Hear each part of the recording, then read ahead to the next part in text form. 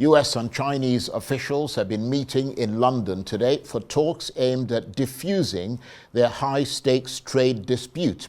The latest round of negotiations comes as both countries feel the pinch imposed by tough trade restrictions. New data shows that China's export growth slowed to a 3-month low in May, mostly due to existing US tariffs. And US companies are eager for Beijing to provide them with the rare earth metals they need for a host of high-tech items, from cars to hospital equipment. American export controls on sophisticated computer chips are also being discussed at the meeting. It follows talks in Geneva last month. 4 days ago, Donald Trump and Xi Jinping spoke on the phone for the first time since the US president took office in January. Well, for more on this, I'm joined now on the line from New York by the deputy editor of newsletters at Business Insider, Akin Oyedele. Akin, thank you very much indeed for joining us. So what's the latest that you're hearing from those trade talks in London?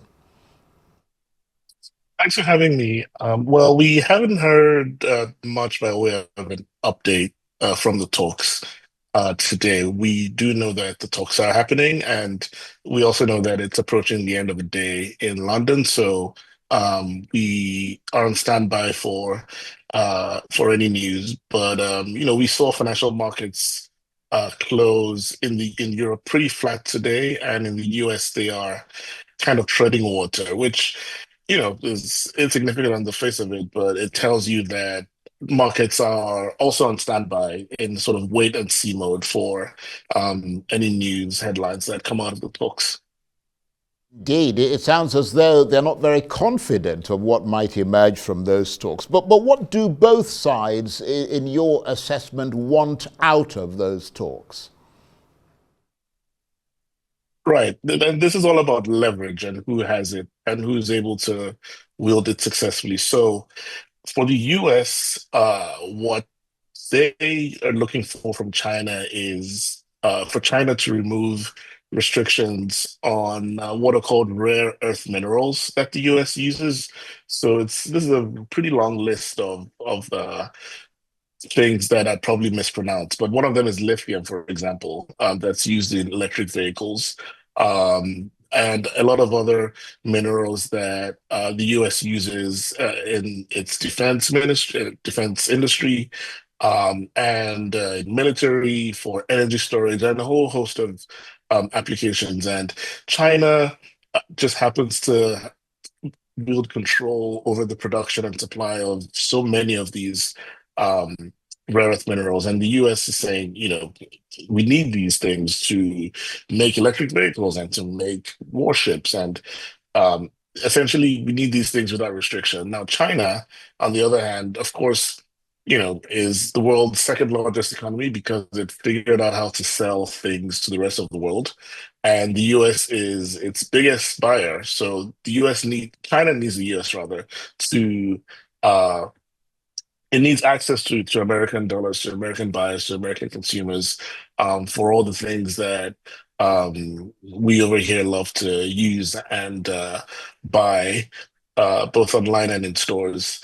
And so the US is just a huge, consequential market for China. And so any restrictions on trade uh, hurt the economy. And like you say, we're already seeing exports from China slowed down. And so that's not something that Chinese officials are happy with. And what's at stake for them is access to a huge market which is the number one in the world.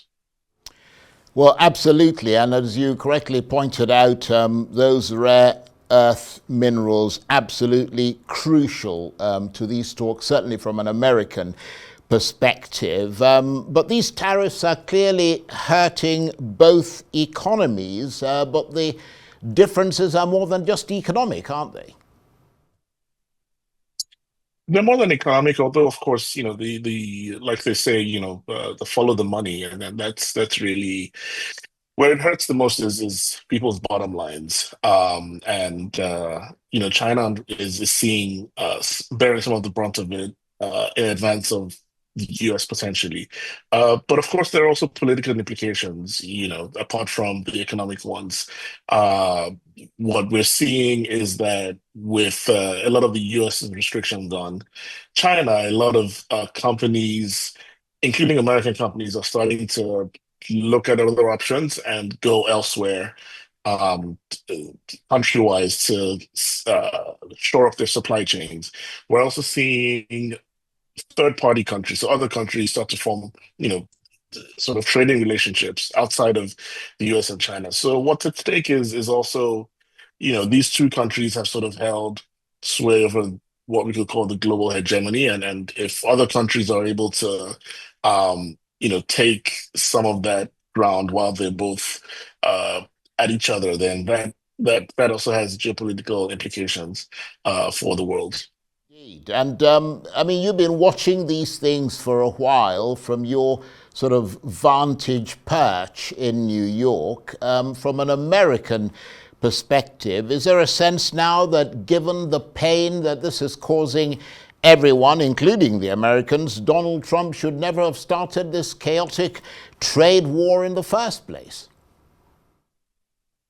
I think that's the consensus even before now, which is, a couple of months into this, the consensus among economists, or what you could call professional, mainstream economists, is that tariffs are, they're a tax on everyday people, and they should, it's almost like a last of a last of a last resort where they should be used. So there's been a sense right from the beginning that we should never have come down this road. But obviously, it's hugely political, and so depending on whether one votes red or blue, you'd hear different opinions. So of course, there are very smart people who feel like this has been worth it, and that this has given the U.S. some leverage to negotiate better trade deals, not just with China, but with the rest of the world. But I think the consensus among mainstream economists is that it ultimately has negative effects on everyday people, and there should be other, it's like other weapons in the toolkit should be used, and not the blunt force of tariffs. Mr. Oyedele, I want to thank you very much indeed for joining us. Akin Oyedele is the Deputy Editor, Newsletters at Business Insider. He was talking to me on the line from New York.